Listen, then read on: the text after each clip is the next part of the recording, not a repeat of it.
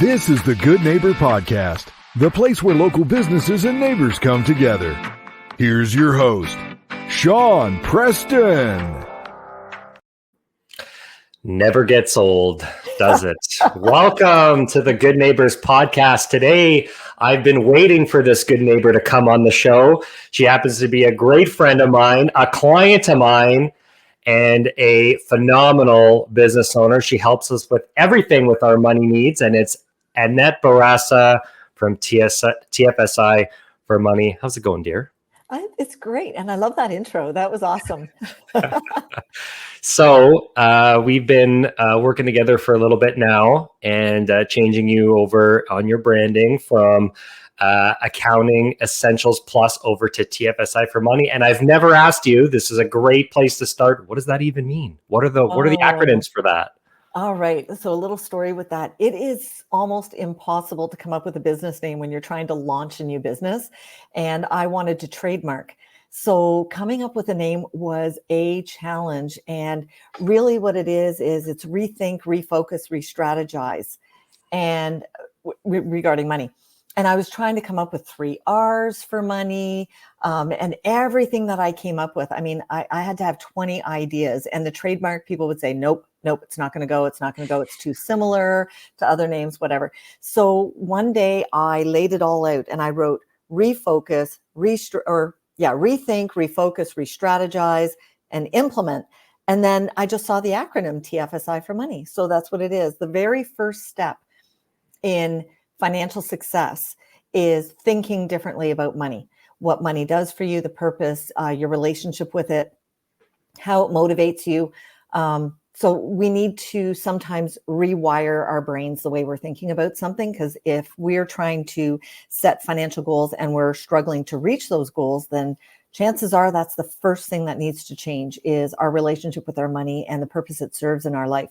So once you are rethinking differently about money, then it's time to set new goals. So we have to refocus our financial goals. And then once we have new goals, we need new strategies. So we re-strategize, and the I is implement, because honestly, it doesn't matter how effective you are at rethinking and setting new goals and coming up with strategies. If you fail in the implementation stage, then it's a lot of work for nothing. No, that makes total sense. And as the world is driven by money, definitely a very, very important business that you have in helping people reach those financial goals. And that can be a better segue. Tell us a little bit about your business. All right. So you can tell from Accounting Essentials that I'm an accountant. So I have a bookkeeping and tax practice and accounting practice, but my passion is in TFSI for Money. And the reason being is because working with business owners and individuals as well, over the years, I have noticed people struggle with financial management. And it's amazing how many people have a high level of income. Incoming cash is not an issue or a concern. The outgoing cash is the problem. And a lot of people struggle to reach those goals. And then they hit the retirement age and they are so far from where they need to be able to have financial security and be able to enjoy their retirement. So having gone through some experience myself, that led me into what I'm doing. So my services, what I do is I help people change their money mindset, establish some goals, develop some strategies to reach those goals. I help them with the implementation. That can be coaching with a spouse, a life partner, or can even be myself in monthly coaching, accountability. It's just, you need that implementation stage to keep you on track, keep you motivated, keep you focused, regroup sometimes. And sometimes you need that person to call when you've had a terrible day at work and your boss is a real jerk. And your go-to is, I'm heading to the mall. And let's face it, if you're having a hard time reaching some financial goals, we need to redirect you. Let's maybe call your spouse and get to the gym or go for a walk, do something other than going to the mall. So coming up with those kinds of strategies are really important. So that's a bit about what I do. I work with business owners for cash flow management I work with couples that are struggling with money. Money can be a bone of contention. It's surprising how much of a responsibility that finances take in marriage breakdowns. So a lot of people think infidelity is number one. Financial struggles they cause so much friction, so much conflict. And when two people are not on the same page, it's a real challenge and unfortunately results in a lot of marriage breakdowns. Um, and I work with people that are thinking about getting married and they want to have the money conversation before they get married. This is a tremendous gift that a parent, aunt, uncle, grandparent, sibling could give to a couple that are going to get married. A lot of times people talk about how many kids they want, where they may want to live, their career goals, but do they actually sit down and talk about, honey, tell me what your money mindset is. Tell me about the conversation your parents had with you around the kitchen table when you were growing up. And what is your go-to when you're really, really stressed? And what's your outlet? Is it financial, or are you going to want me to go to the gym with you? So having these conversations before you get married is critical. I'm not saying I'm going to end the marriage before it gets started. What I want to do is work with couples to get them firmly founded and rooted in a good conversation mindset. You may not be on the exact same page, but it's tremendous how much patience you can have for your life partner if you understand why they're making the choices that they make, and you can help them regroup sometimes. So those are the services that I provide. I'm putting all kinds of programs together on pre-recorded webinar because a lot of people that need help with their finances really struggle to pay to work with a financial coach to get through that. So I thought, if I can take that one-on-one program that I've created and put together, and if I can pre-record it in a webinar format, then I can make it more cost-effective for them and more convenient for scheduling. So I will be facilitating the same thought process, the same conversations. I just won't be involved in the conversation, but I will be leading people through the conversation through the webinars.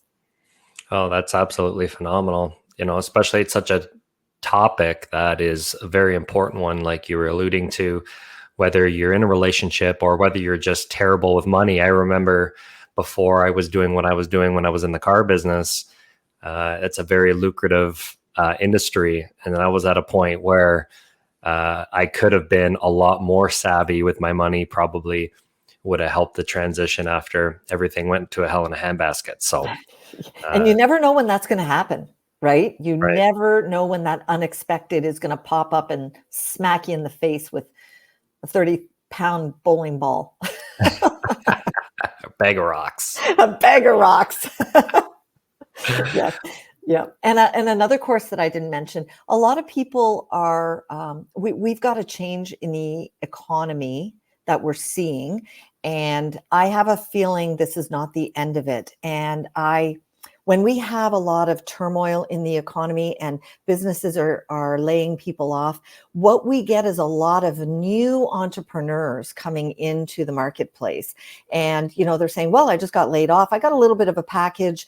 I've been doing this for 30 years for somebody else. I might as well do it for myself. I'm going to start a business. And one thing I notice in the accounting world is I get phone calls probably at least once a week.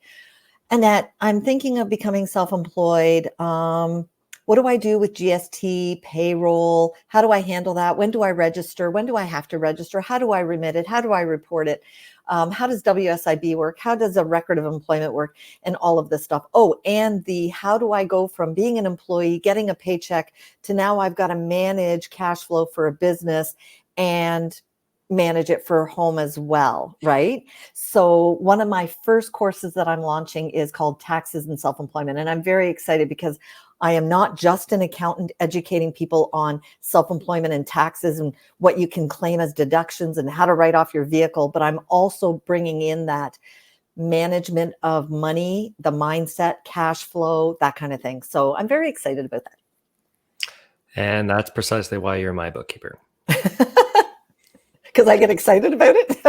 Because you speak a language I don't. I don't speak Yes. that language, and I speak 2 languages. So when we met, and now we're going on, and we're almost a full circle, full 1 year circle, but more so for the listeners. Tell us a little bit about your journey. You alluded to something happened to you there that kind of got you into doing what you're doing. I have another friend that kind of similar. I'm wondering if it's something that's kind of across the board when it comes to people who understand the financial game and are there to help others when it comes to managing their money, how to set those goals and implement those goals, those financial goals. So what is your journey and how did you get into doing what you're doing today? Okay, so my journey started a while ago. So as an accountant, I did that many years ago, many moons ago. I'm not going to give away my age, but yeah, a long time ago. But then what happened was, as I was an accountant working in accounting firms, I noticed that a lot of clients had oodles of money coming in, but they were complaining that they didn't have enough money to reach their financial goals. And I was thinking, there's something to this. Why is it that people can have what seems to be unlimited incoming cash flow, but they still don't have enough at the end of the day to pursue their hopes and goals and dreams and desires and all that. And I thought, I've got to tap into that somehow. I've got to figure that out because there's clearly a need. But I was living life myself. So of course, focused on going to work, doing my job, coming home. I had 3 young kids and I went through a life transition where marriage breakdown. So just before I experienced a marriage breakdown, the year before that, my husband at the time encouraged me to go out on my own. I was working a lot of overtime and I wasn't really seeing my paycheck go up a lot. But I thought, well, if I do work on my own, then if I work 60 hours a week, I should reap the benefits of 60 hours a week. So, which is great. And I don't discount all the work that I did working in the accounting firms, because honestly, that's where you get the best experience, right? But I decided to go out on my own, 3 young kids at home. It was a lot easier for flexibility. I could be there before and after school, that kind of thing. So I embarked on that journey, started my own little bookkeeping accounting practice. And then I went through a marriage breakdown about 1.5 years later. So I was already invested enough in my business that I didn't want to just walk away. I put myself in, I developed a client base, but I was experiencing some cash flow. I was qualified for some child support and some spousal support because there was a disparity in our incomes, but I certainly wasn't at the level of 2-income household as I was. So I had to make some changes. I had to make some hard decisions. I had to downsize. I had to say no to the kids to eating out as much as they wanted to. And instead of ordering in pizza all the time, it was like, hey, let's go buy some frozen pizza and add our toppings. Or better yet, let's have fun making pizza from scratch. So it was a whole shift in my money mindset that I had to go through. So I went through that and I came out the other end, and being self-employed and having, the ups and downs of cash flow, I really had to learn how to be honest with myself in how I was managing money, make some changes. I had to be okay with saying no to the kids, which when you're a single parent, I'm just letting you know, it's hard because that you've completely uprooted your kids' lives. They are going through the hardest time of their lives. And so to say no to them, to go to a restaurant and eat out or order pizza, it was hard. You want to just be able to give them fun all the time to make up for the hard times, right? Yeah. But anyway, you got to do what you got to do. Secondhand clothing shopping was perfectly fine. Make some changes. But then down the road, I lost all the support that I was getting. So here I am, self-employed, and now I'm a single parent and I have no financial assistance coming in at all. I'm 100% on my own. That was scary. And I was laying in bed at night going, how am I going to figure this out? So first of all, going through the divorce, I handled the financial aspect of the divorce. It was mediation.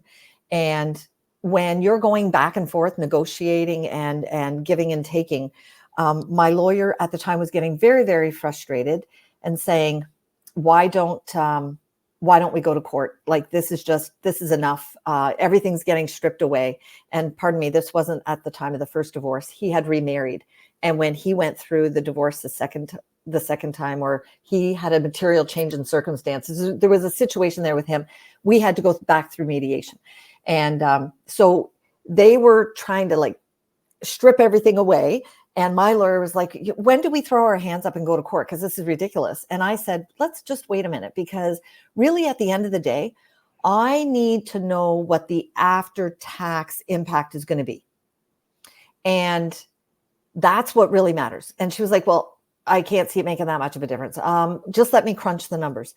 And when I went home and I crunched the numbers into my tax software and said, this is really what the hit is to me, $300 a month. This is when I was getting support. So I went back to her and I said, you know what? Would you recommend I go to court over $300 a month? And she said, no, of course not. And I said, well, after taxes, that's the impact to me. And she said, whoa, that's amazing. Nice. If you could do that for all of my cases, you would help me wrap things up like that. And I said, I really enjoyed doing that. So that led me down a journey to become a chartered financial divorce specialist, because people that are going through mediation, lawyers, any marriage breakdown, it doesn't matter if you're mediation or I can work for a lawyer, I can work for the couple, I can work for whoever, but they get bogged down in the numbers. And if you have a principal residence and somebody else has a cottage, that's not going to be the same after-tax net effect, even if they're both worth $1 million, right? You take into consideration cottage has capital gains, principal residence doesn't. So anyway, so that was part of my journey where I thought, you know what? I really want to help people with the numbers when they're going through marriage breakdown. So I looked into it, found out that that's a thing, and got my designation. Then as I was working with divorcing couples, and again, like I said earlier, my support ended completely. He lost his ability to work, so I was done. I was on my own. So as I was helping other people and going through it myself, it was like, wow, okay, people have to transition from 2 incomes down to 1. That is not so easy when you've had 20 years or whatever of a certain lifestyle. It really requires a huge mental shift. And it really requires you to analyze your core value system of what really, really matters. Is it a big house? Is it a fancy car? Those are great if you have the cash flow to support it. But if you don't, and you really have to start making some hard choices, you've really got to dig deep and get to know yourself again. And things change as we go through life. What was important to me, or what I perceived as value when I was 18, is not what I perceive as value now. So having that self-awareness is critical.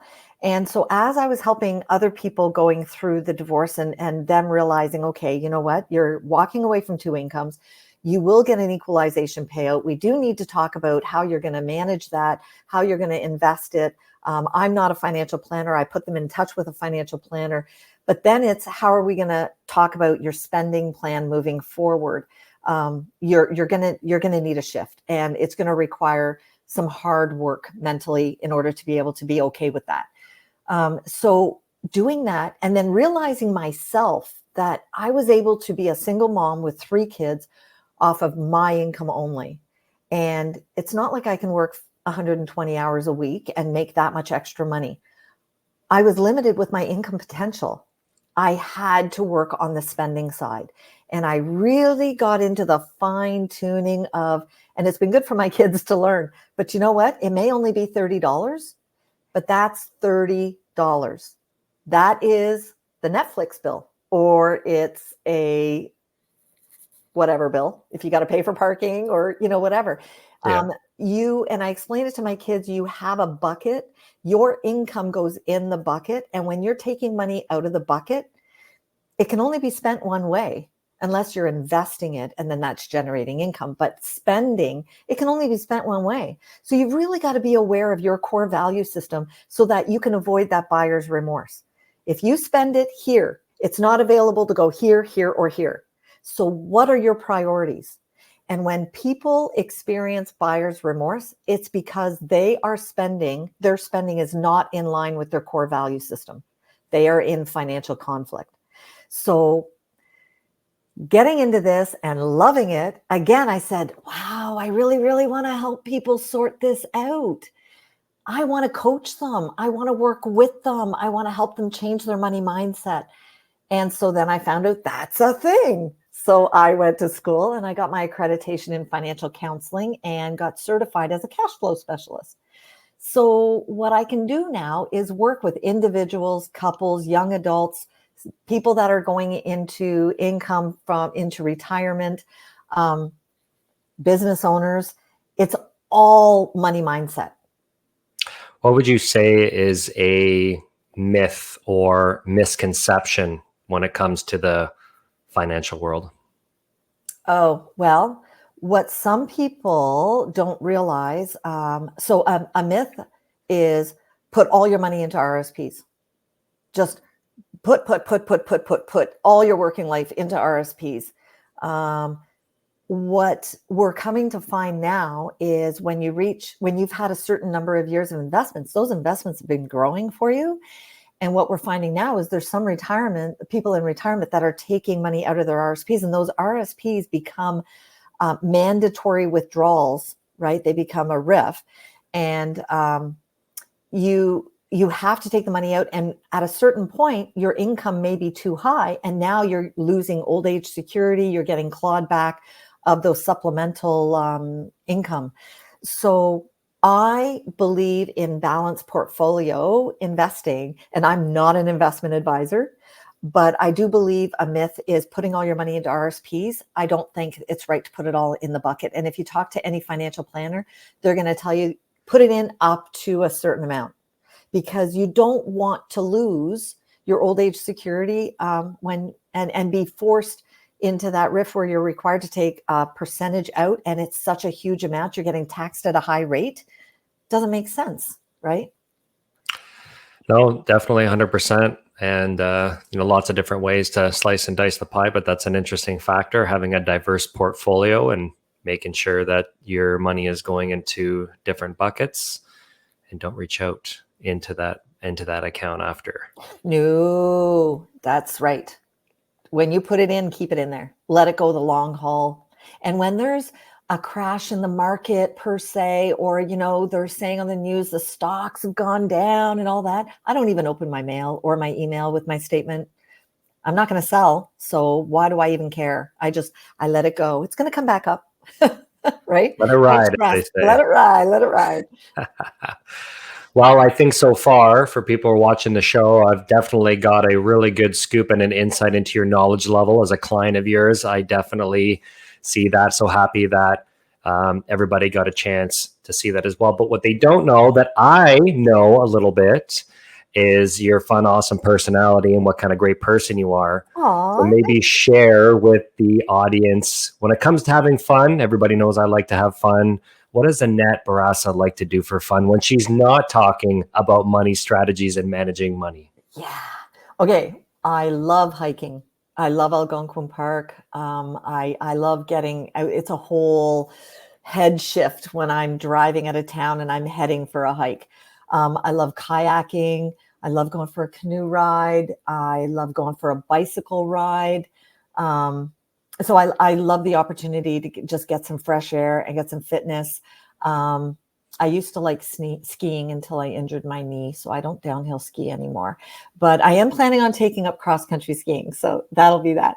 I love traveling. And what gives me the most enjoyment in life is spending time with friends and family. It doesn't matter what it is.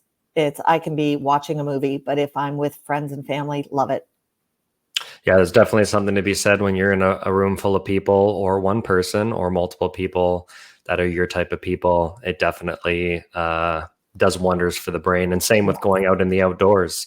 Yes. and being out there to have a place to clear your head and get yourself focused and in the right mindset for keeping that wellness, that life work balance I've talked about it before. It's definitely an important thing to have, making sure that when you're working, work hard, but make sure you're taking some time away from that. A lesson I'm teaching Jeff right now, by the way.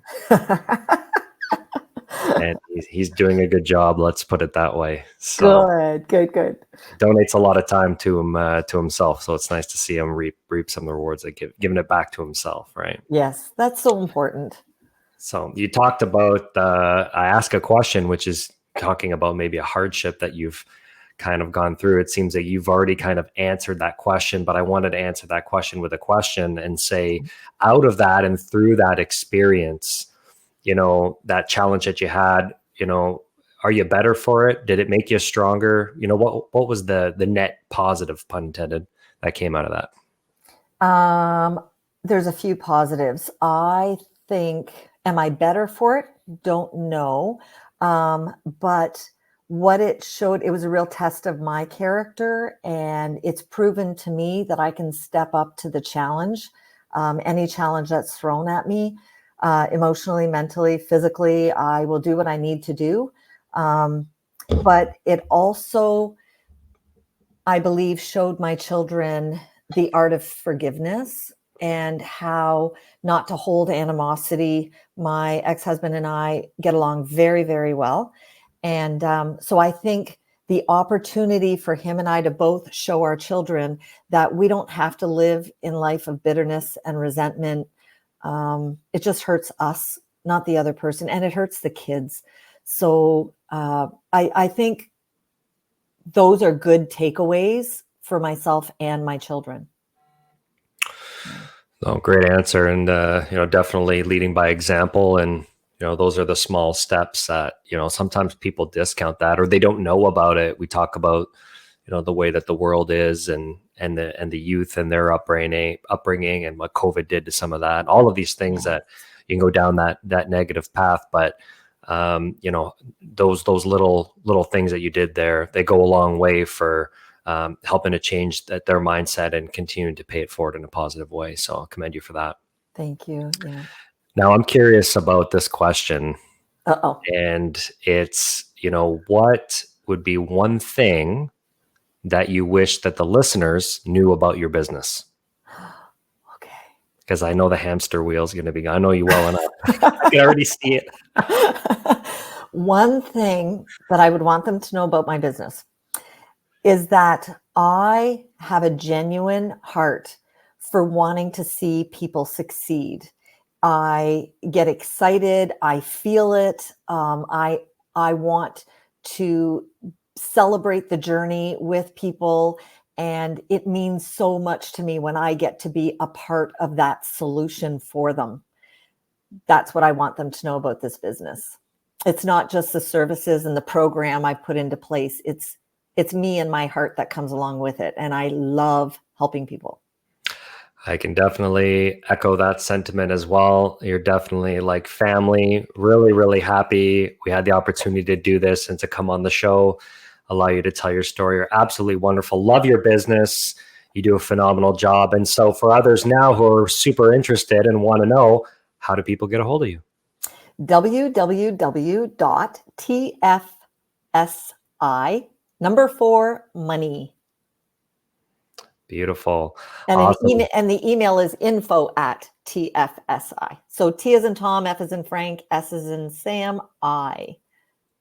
Info@TFSI. For the number 4, money. formoney.com. .com. Awesome. Well, thank you so much for coming on the show. Really happy to see you come on and have a great conversation. And I'll see you in a couple of days. Thanks for having me, Sean. No worries. Thank you for listening to the Good Neighbor Podcast Midhurst. To nominate your favorite local businesses to be featured on the show, go to gnpmidhurst.com. That's gnpmidhurst.com or call 705-413-3775.